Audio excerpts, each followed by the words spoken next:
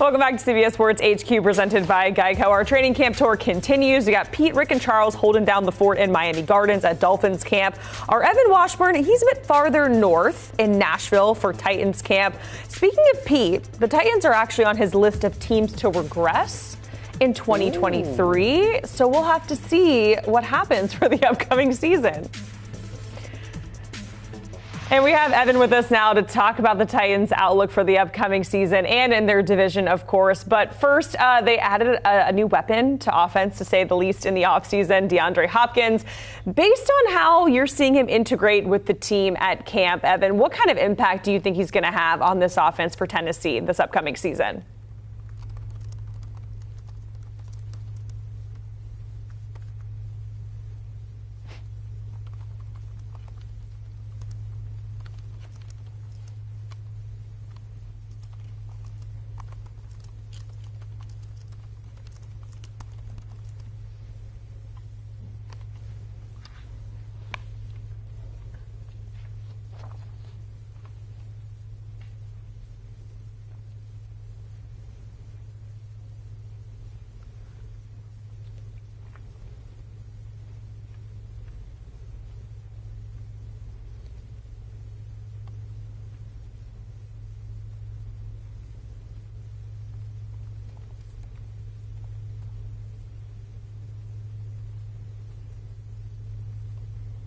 And Evan, you mentioned that you spoke with Ryan Tannehill, so I want to talk more about the QB room. He's obviously seems like he's expected to be QB1 there. What are the odds that Malik Willis or a Will Levis could maybe take over at any point this season?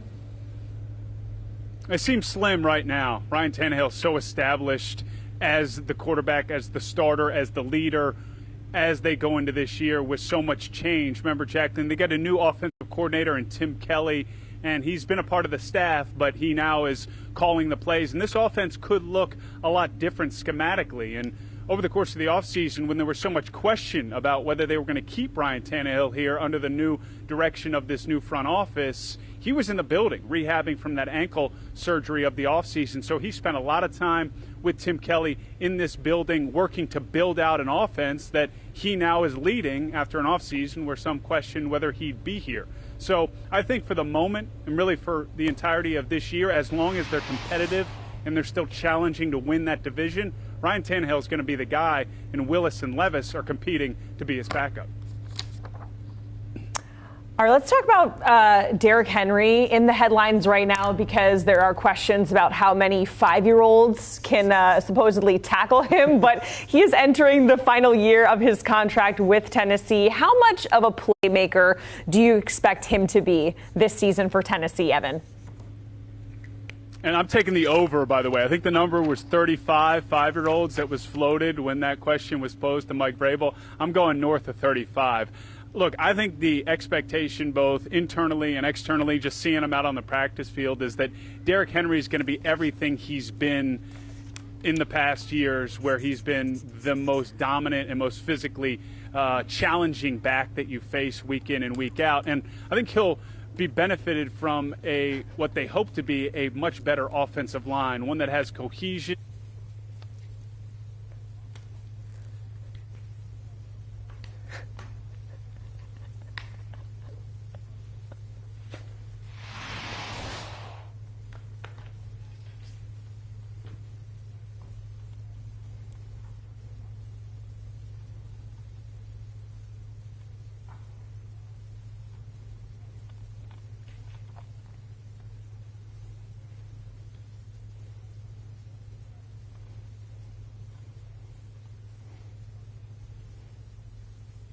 Yeah, it seems like he's healthy, ready to go. Let's talk about the Titans' outlook for the season in general. Last season, they just missed the postseason, coming up short to a hot Jags team. Where do you think they stack up in the AFC South, especially if they can stay healthy, Evan?